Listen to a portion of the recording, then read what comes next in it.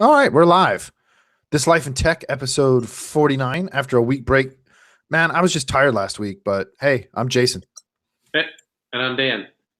And at least this time it wasn't me. Yeah, well, everybody takes their turn, I suppose. Yeah, It wasn't even like a cold or a flu or anything, man. It's just, some days you wake up and you're like, dude, I'm not feeling it today. it was awesome. It's not like it's not like we have a whole lot of stuff that isn't going on all the time. Right. And after a while, it just catches up with you. Yeah. Well, and it was cold, man. It's nice and beautiful today, dude. It's like, what is it now? It is 80 degrees and sunny. Look at this beautiful weather. It's like 15 degrees here and sunny. Yeah. Want to trade? Man, I'm kind of looking forward to it. One of the things I've always said about moving from the Midwest and the East Coast to Southern California specifically is you lose a sense of time because you have no seasons.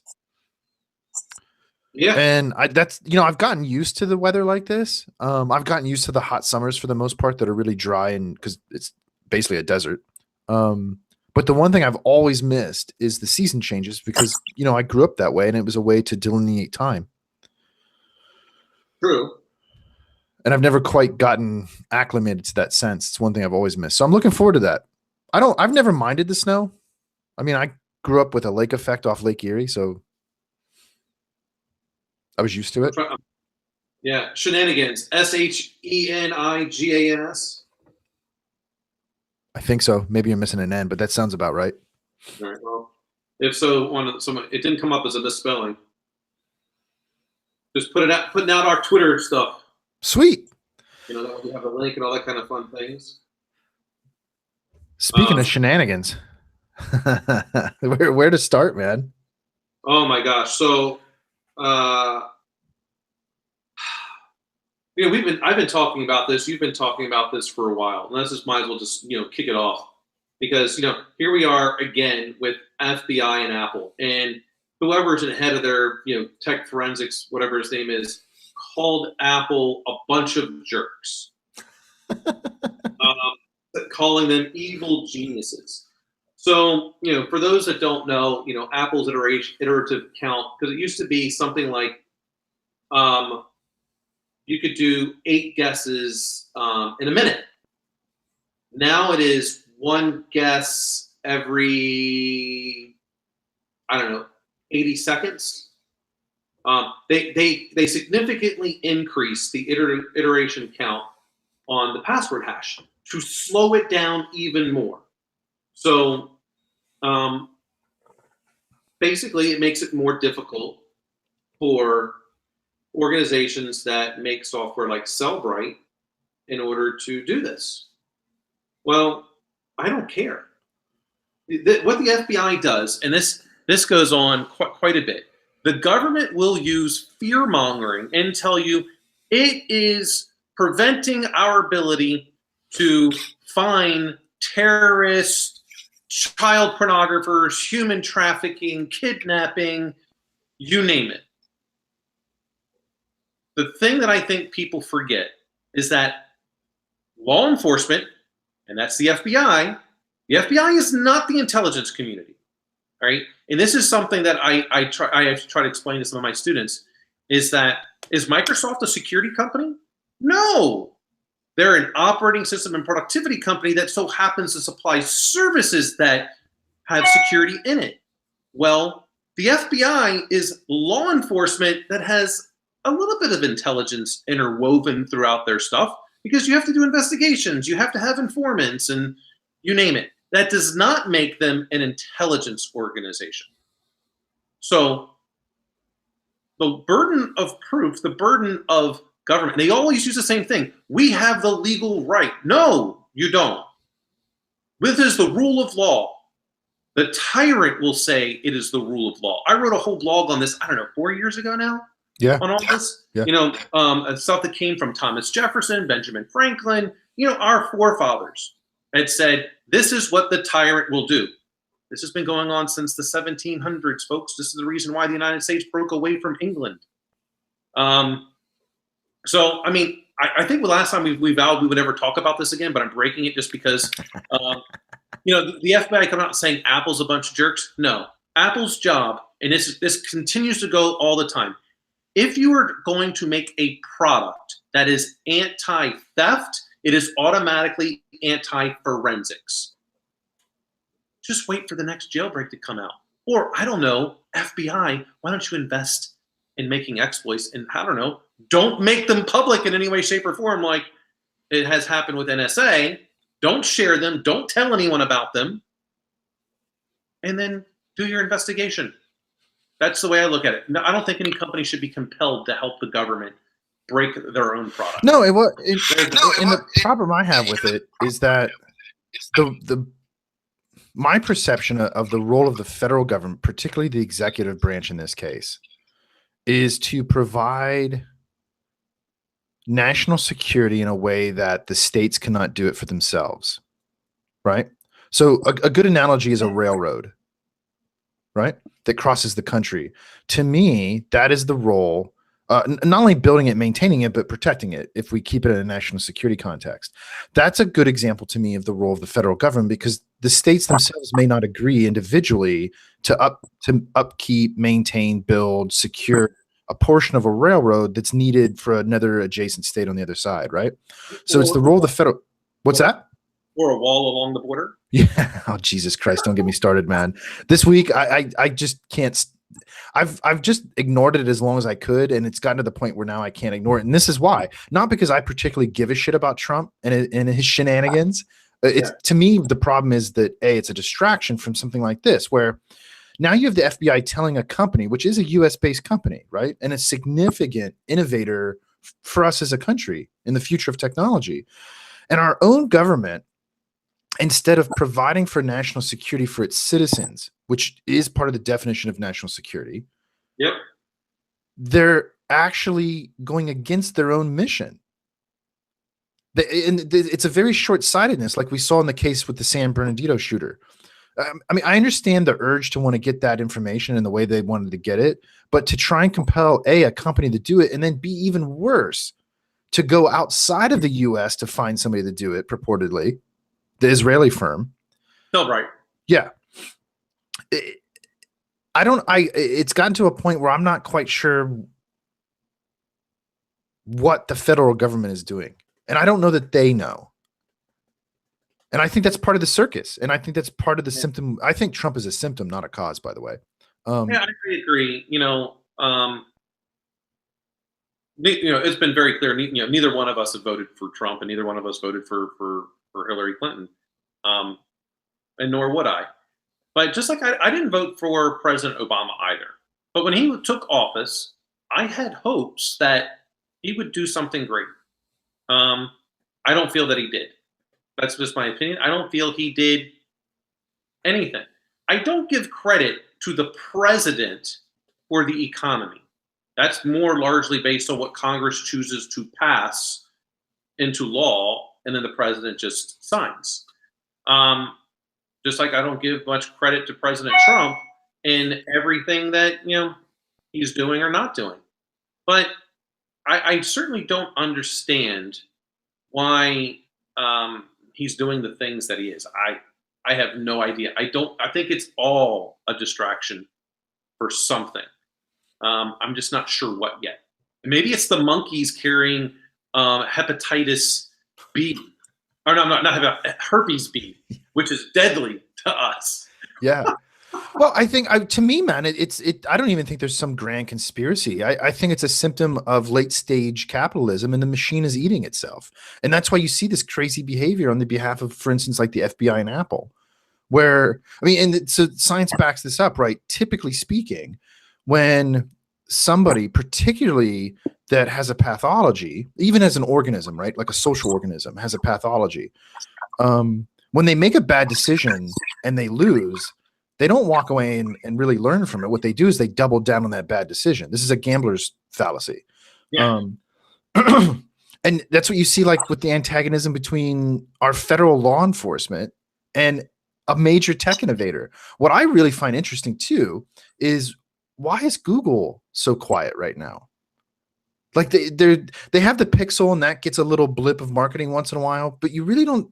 Not only do you not see any real innovation in my mind, but they're quiet.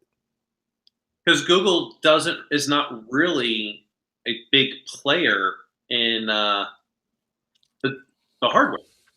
It's Samsung. So good luck, federal government, when, oh, by the way, the Samsung Knox platform overall is pretty much the only Android product, in the federal government.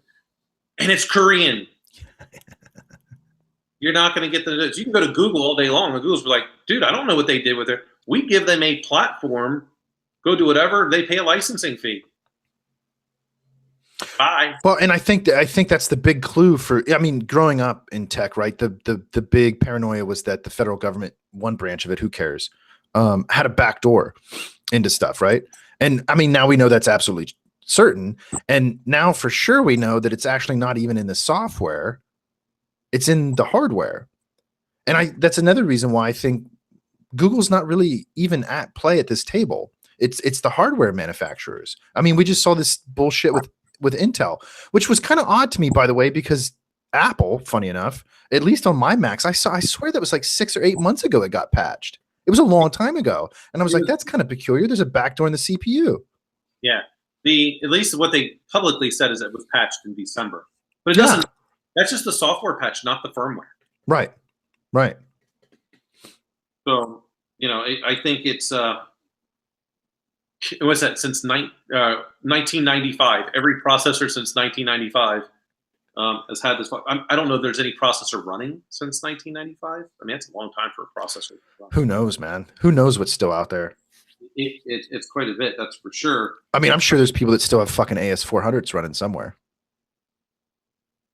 Probably. I'm not suggesting those run Intel CPUs. I'm just saying the age of the hardware. Because why wouldn't you? I mean, especially look at law firms talking about law. Mm-hmm.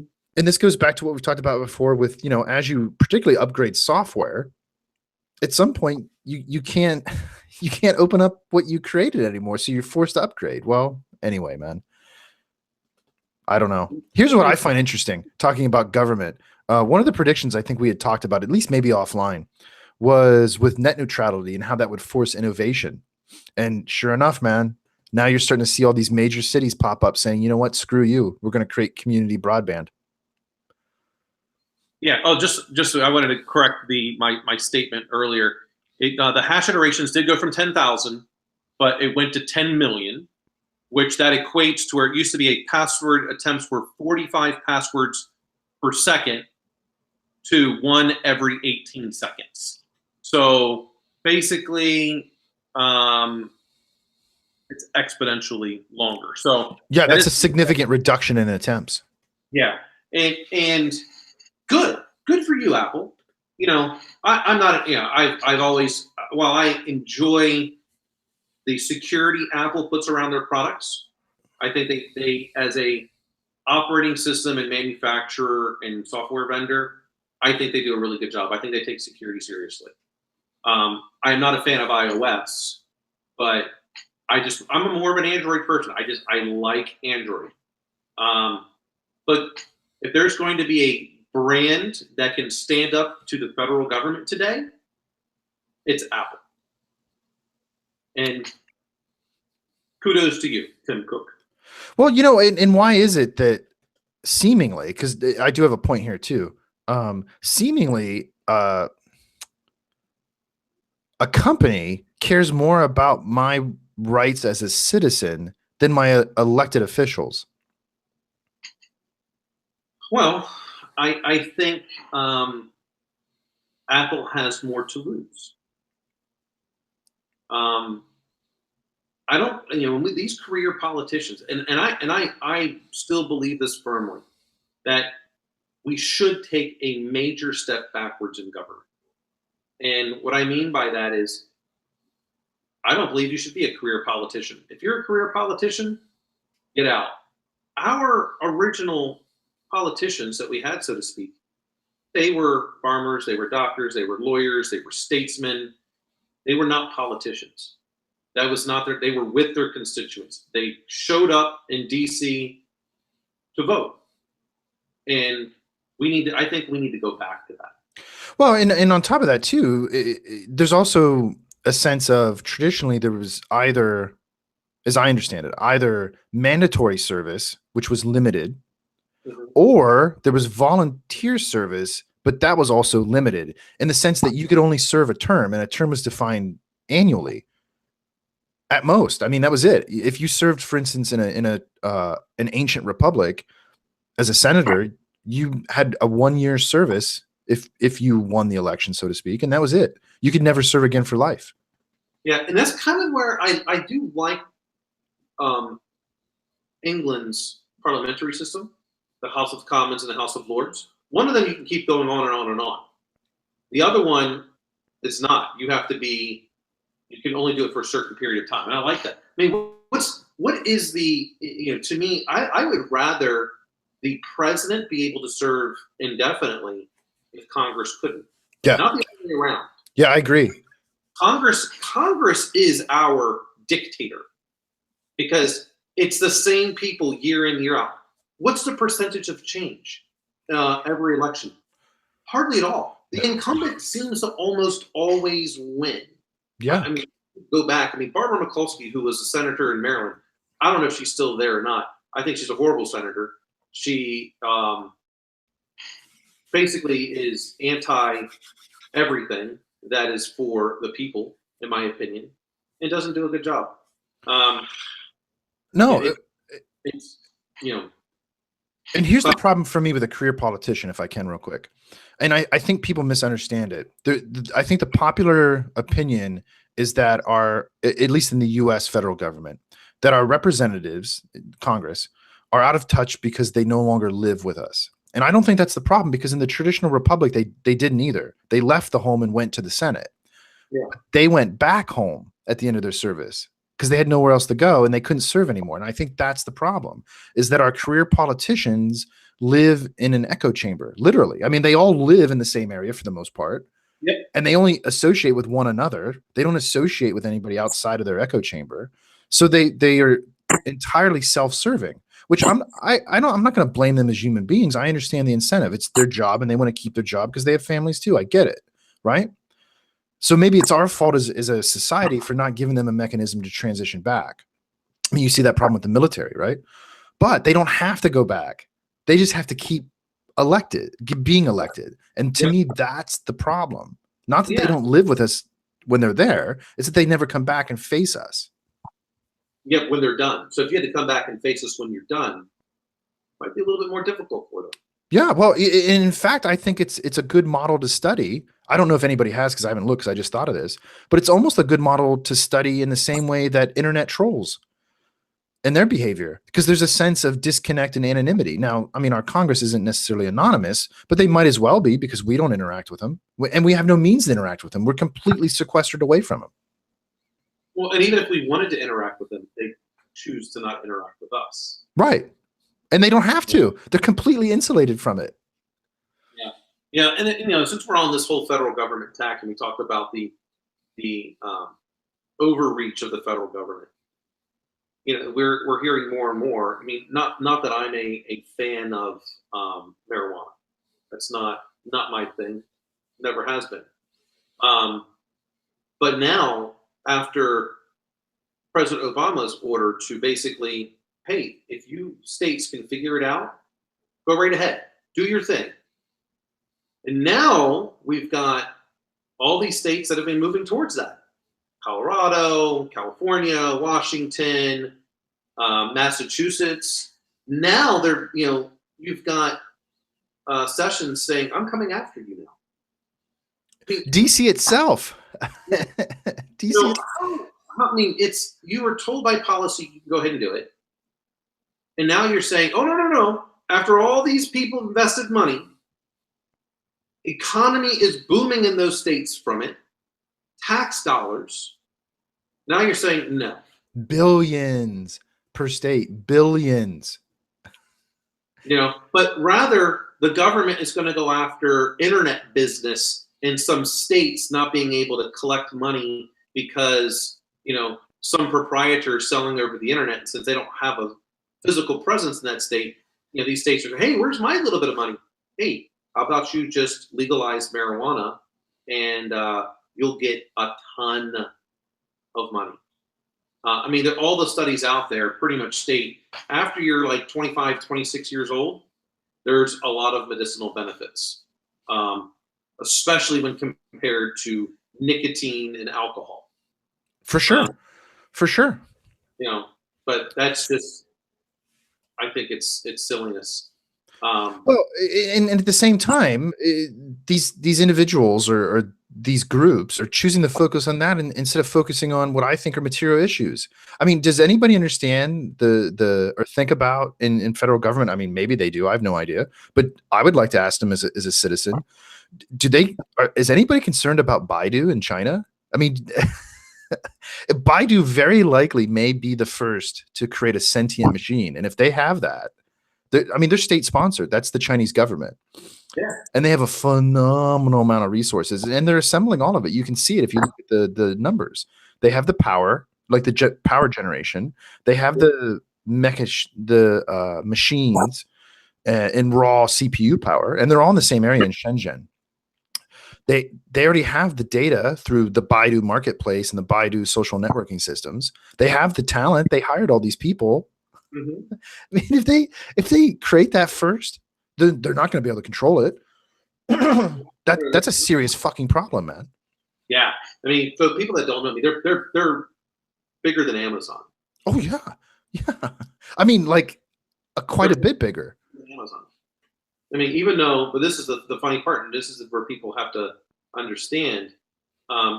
Even though I think it's now Jeff Bezos is now the richest man in the world, doesn't necessarily mean about market share. Baidu has a far bigger market. As soon as they increase that a little bit, it's exponentially going to be bigger than Amazon. Yeah, and they have all the building blocks there to do this. And here's the thing: in China's always been this way, man. They've always been closed to outsiders. We really have no idea what the fuck they're up to. That to me scares me way more than pot. Oh yeah, but it's not making the news. People, one of the big fallacies that Americans happen to think, and they forget, this is the same thing with Apple and the FBI. This is a global economy. We're not the biggest overall economy. We're the biggest consumer of junk. It doesn't matter what it is: petroleum, power, worthless gadgets, you name it. We just buy it up. I mean, I think the only meaningful thing we export as a society is military industrial complex machinery and culture. Yeah. So what happens when people don't want our culture anymore, which happens from time to time, and B, they no longer need our military industrial complex. Or they no longer need what we're buying. Right. This is a big, to me, mistake that President Trump's administration is doing by putting all of these restrictions on what we're going to import. Well, hey, they're not buying any of our stuff because our stuff is junk. When you want, get rid of the unions, go back to a true free market, let the market decide, and build a better product.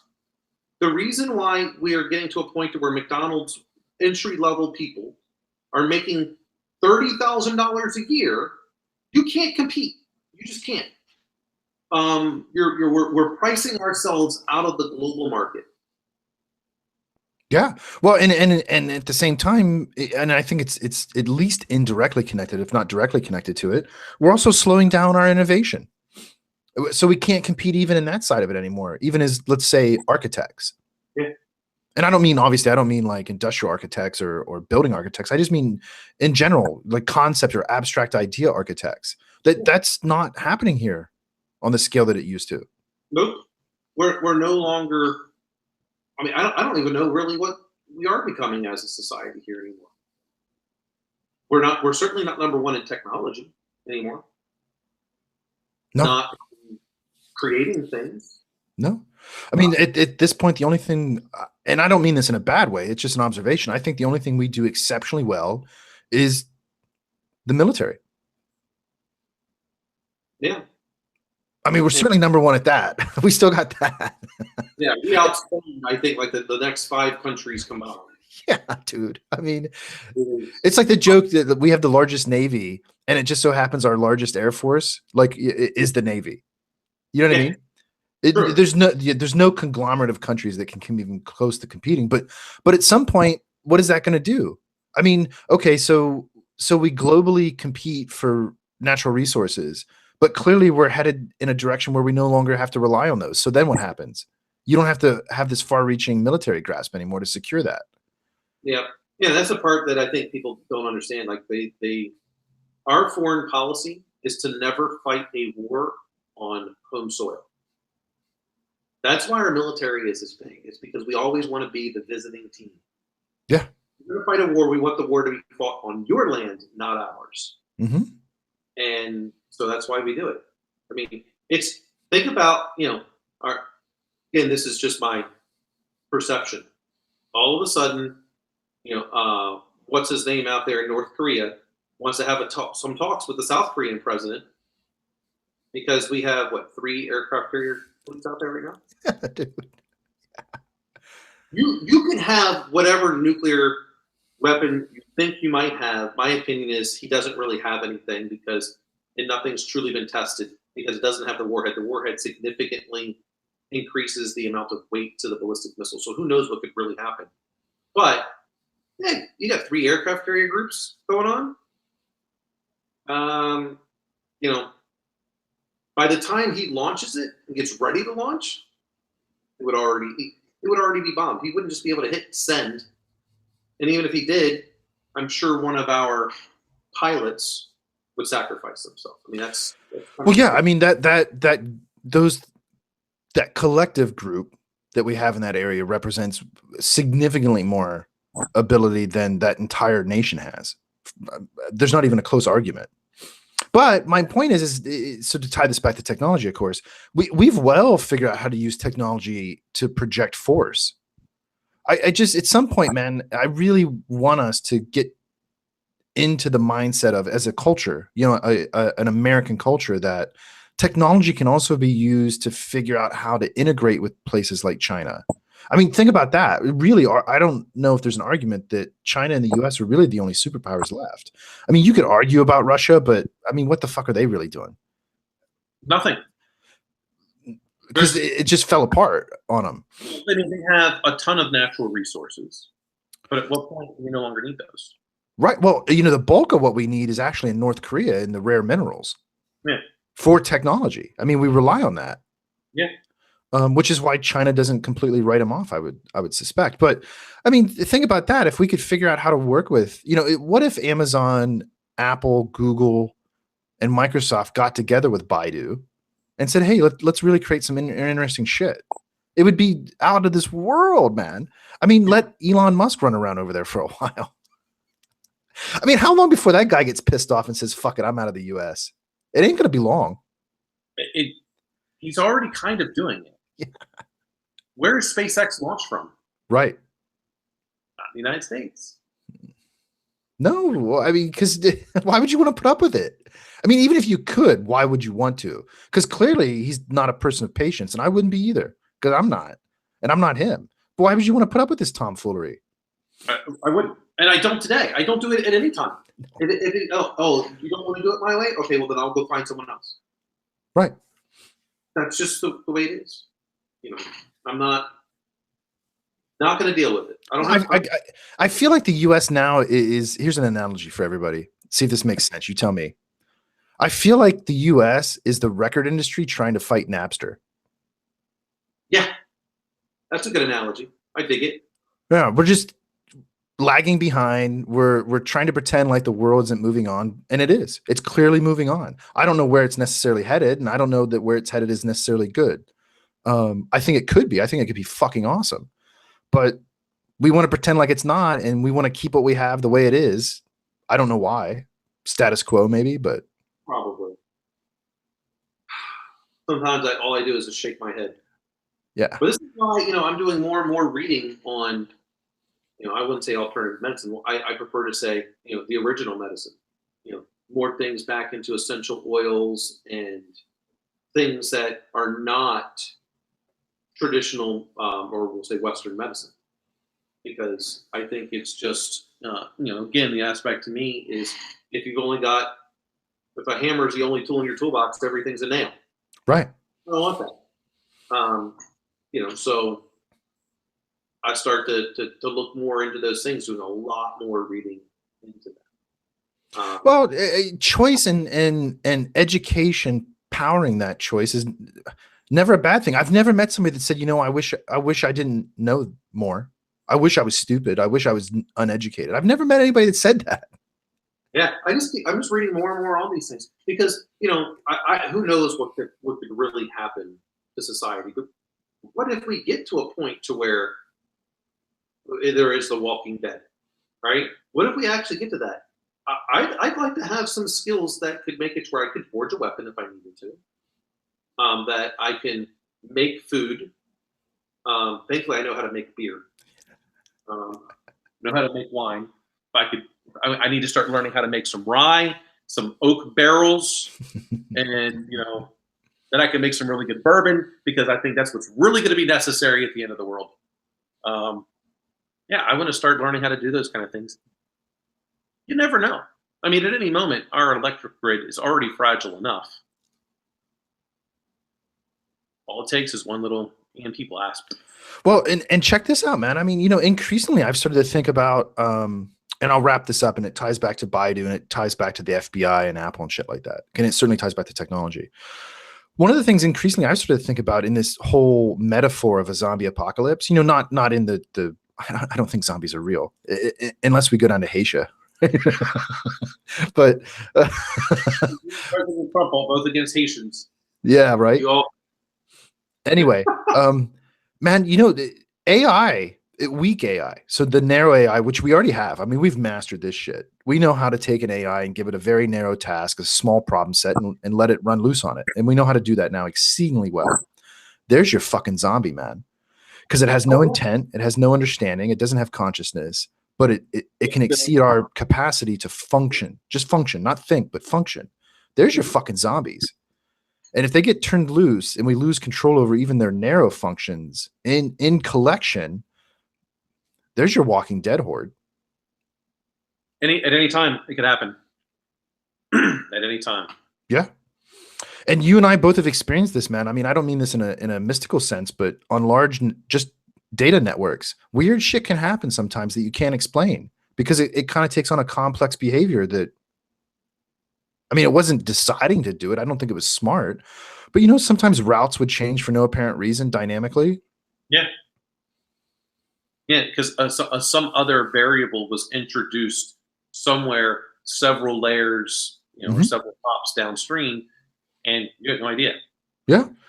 Yeah, man. I had this, I'll wrap this up this way. I don't know if I ever told you this story. This one time, man, I had this core router. And for some reason, man, all of a sudden it lost its ability to learn the route out to the firewall and through the internet. And it could only go to places that were several hops out on the internet. But anything that was more proximal, it just lost the ability to route to it. And the only way I had to fix it was to put in a static route that was fixed to get it to the perimeter router that was directly adjacent to mine. And it was the bizarrest shit, because it worked for like a decade. And just one day, boop. My guess, somebody introduced variable length subnet mask into it, so it had two different things. Because of course, it's not, if it's a directly connected network, you're fine. It happens to be that very next hop. That's because I've seen something like that before, where it was just strange, man. Overlapping, and it's like, I've got two different paths, and this one has the better weighting. So of course it was never there. There's no route back. Yeah. It could have been that, man. But dude, I was on the phone like with Cisco. I mean, these were high level CCI engineers for like a day trying to figure this out. And finally I was like, fuck it, dude. I'm just going to stick a static route in and see what happens. And it fixed it. So fuck it. I left it. Yep. Done. Whew. Well, I think we're about that time. We are, man. Yeah. Good show. Down with the FBI. I don't think anything ever goes good from the FBI. Not a fan of, I'm just not a fan of law enforcement in general. I don't know that I ever really will be. It just overreach. Yeah, and I think you'll agree with this too. And this shouldn't surprise our viewers. I don't have a problem with law enforcement. I have a problem with agenda enforcement. Yeah, that's a better way of putting it. It seems like everything's an agenda, Yeah. you know. Um, and I think if it wasn't that way, we wouldn't have the kind of problems that we're having. There wouldn't be as much, I believe, backlash. There wouldn't be as many um, shootings of unarmed people. There wouldn't be as many police brutalities. You name it, wouldn't be there. But there's an agenda, and there's cover up.